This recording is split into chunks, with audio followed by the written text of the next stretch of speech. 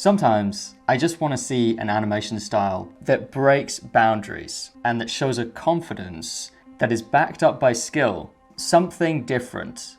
And that's exactly what I've found here. I've been so excited about this animation for like the past month, ever since I watched it. This animator goes by the name of Govo.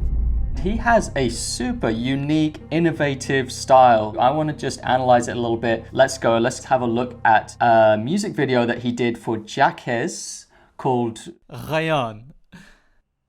Rien, rien, rien, rien, rien, rien, rien, rien, rien jusqu'au recoin.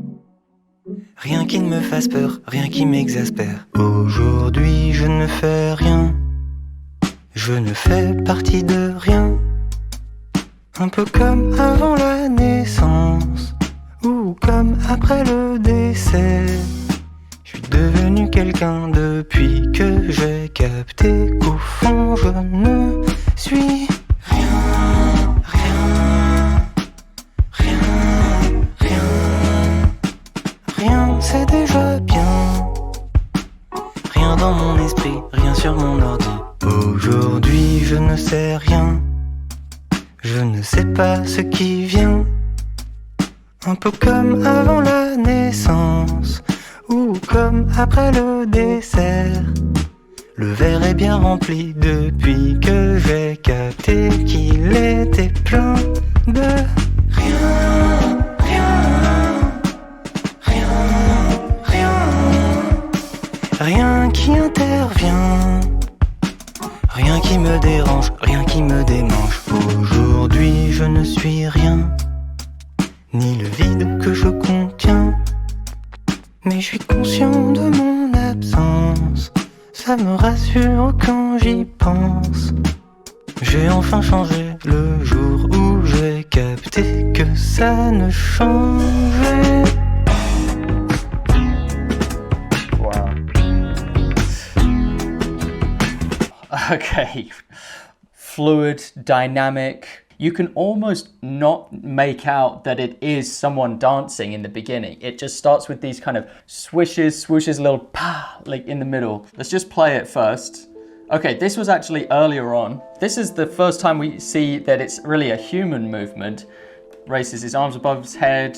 We have this central point where these particles are kind of emanating outwards, throwing the arms down here to initiate, and this is all synced to the music very nicely. Comes to the middle, we got like another big bang. We can just about make out these figures, but it's done just at the perfect amount where we can just about perceive these things, but it's not drawn out for us. We kind of have to use our imagination a little bit. Now, I should also say, I believe he had reference footage of Jacques doing the entire dance routine for the whole video. Govo was able to pull this off because he used reference footage. Reference footage is one of the keys to creating advanced animation styles like this. In fact, all of your favorite animators worked with references to achieve their looks, and if you want to reach these high animation standards, you probably should too.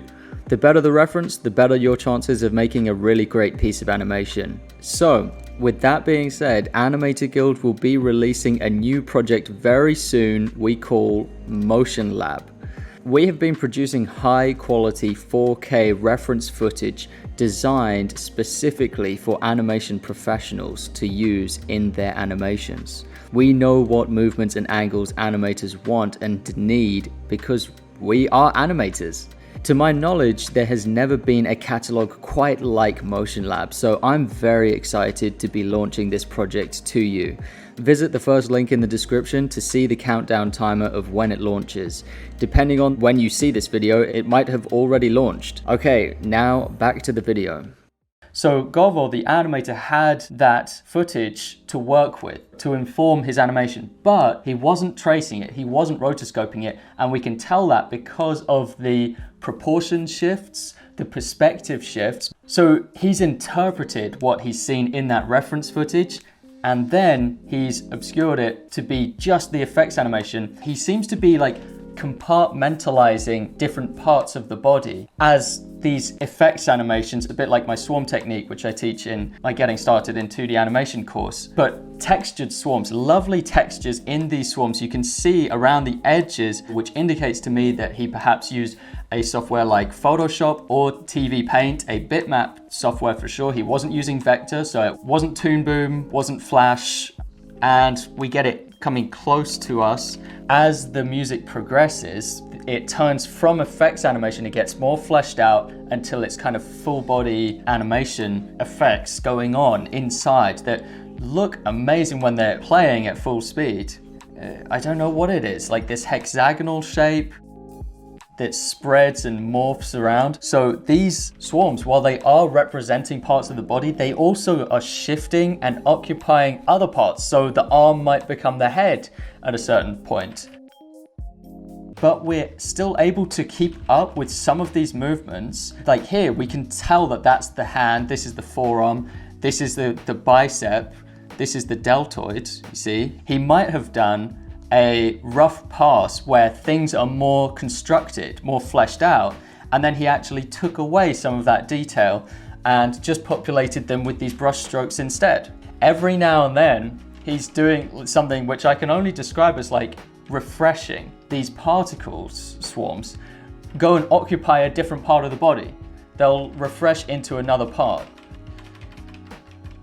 And these parts I love because they are kind of growing and expanding out of nothing. Wild effects animation contained within this dance, and he's still doing these arm movements which we can make out. Look at that, it's magnificent. The important movements of the dance are always clear to us. So the overall body shifts that he's doing, that's what he's really focusing on showing us. Feels free to just shift about as much as he wants and to integrate some really cool effects animations. Look at this nice gesture here. The stroke that he's using is very gestural. It's always conforming to the rhythm of the body and the movement, where it's come from and where it's going. Towards the end of the sequence, maybe when the dancer slows down or something, he has these particles all diminish independently of each other. Wow. And then let's see if he brings them back. Oh, look, more particles growing out of here. Stepping into the next movement, it's become fuller again. Let's go on to another clip. This is a bit further along in the video. So he kind of jumps up and then crouches into a ball. So I'm gonna step along so you can see it nice and slowly. So once he gets into a ball, the movement kind of stops while he's in a ball. He decides to do something really crazy while he's got that stationary pose. Here we go. You can just about make out the head, deltoids, the back here. So you can imagine him kind of tucked in like that on the floor. And then he just does a refresh where all of those particles representing those parts emanate outwards from the core. I mean, this is fascinating stuff to me. As someone who's really interested in effects animation, body language, body movement, and how the two can intertwine. Now he's got this kind of perimeter around here that they're dissipating, and things are coming out from the middle. And now they become more fleshed out. Now we've got these representative brush strokes parts. And now he's gonna spring up again. I think that quite possibly, if we imagine he's done the rough pass animation that we're not seeing in this final one, this would be the upper leg, hip area, maybe the foot is there. No need to show this stuff though. Once he's got these particles in, they are a much more imaginative representation of the body than all of these construction lines. I mean, why bother with the construction lines, you know? This is dance, it's energy, it's pure energy moving around the screen. Having the character not take up the full frame, like it's not completely trained on him, that means he's allowed to just dance from one side to the other. He can come up to the camera, he can go away from the camera. It's not trying to just always just contain him as maximum size, something which I sometimes fall into the trap of doing. Just wonderful breathing in these pieces when the character gets slower, done with these effects particles. Now we go along further in the music video, and now you can see that he's actually integrated photographs of the dancer. He's now brought that in using some kind of mystery mask technique that I'm not fully aware of how he's doing it. It's creating this kind of fractal photograph, quasi-animated, quasi-photographed look to it. Still made up of these brush strokes, these segmented parts of the body. Now check this out. I really liked this part of the movement. He's moving with his shoulders, he's going up like that, and he's dragging his arms along. Govo, the animator, recognized that, seen that the major overall movement of this is just this sweep along like that. Now he reflects that in these particles. He does a refresh in this direction, and watch what happens to those little elements of the body. They travel in that same gesture, they travel up the body and they take a different place inside the body. So maybe this one here becomes the stomach. I really like this idea. Maybe if you're doing something that's really realistic, this wouldn't be the right technique for you. But if you can find a place to try and experiment, I would say go for it. Let's have a look at the perspective shifts here. See how exaggerated he's able to make these movements. So we have that hand, it's about this scale, right? Comes towards us. The brush strokes are aligned with that. Now it's about this scale. Way, way, way, way bigger. And then it sweeps away again. So we have a lovely arc here. You can see along these kind of fractal edges of these boundaries.